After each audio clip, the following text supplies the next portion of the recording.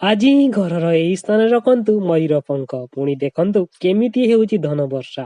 ସବୁ ମଣିଷ ସୁଖମୟ ଜୀବନ ଯାପନ କରିବା ପାଇଁ ଚାହାନ୍ତି। ସେଥିପାଇଁ ମଣିଷ ରାତି ଦିନ କଷ୍ଟ କରିଥାଏ, ଯାହା ଫଳରେ ସେ ତାର ପରିବାରକୁ ସବୁ ପ୍ରକାର ସୁଖ ଦେଇପାରିବ। ହେଲେ ଆର୍ଥିକ ସ୍ଥିତିକୁ ସୁଦୃଢ଼ କରିବା ପାଇଁ ଆପଣଙ୍କ ଘରେ ସକାରାତ୍ମକ ପ୍ରଭାବ ରହିବା ନିହାତି ଦରକାର।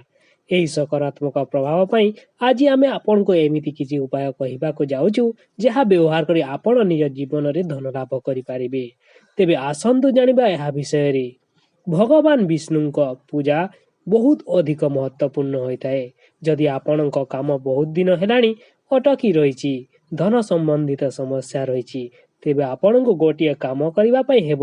ଏହି ଉପାୟକୁ ଉପଯୋଗ କଲେ ସବୁ ପ୍ରକାରର ସମସ୍ୟା ସମାଧାନ ହୋଇଯିବ।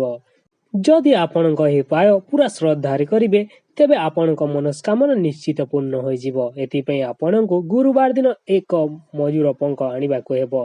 ଆପଣ ଏହି ମୟୂର ପଙ୍କକୁ ରାଧାକୃଷ୍ଣଙ୍କ ମନ୍ଦିରକୁ ନେଇ କୃଷ୍ଣଙ୍କ ମୁକୁଟରେ 10 ଦିନ ପର୍ଯ୍ୟନ୍ତ ସ୍ଥାପନ କରିବାକୁ ହେବ।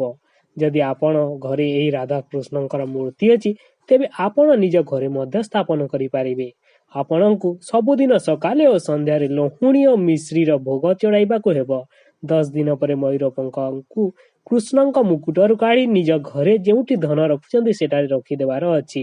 ଏହି ଉପାୟ କରିବା ଦ୍ୱାରା କିଛି ଦିନ ମଧ୍ୟରେ ଆପଣଙ୍କ ଧନ ସମ୍ବନ୍ଧିତ ସମସ୍ତ ସମସ୍ୟା ଦୂର ହୋଇଯିବ।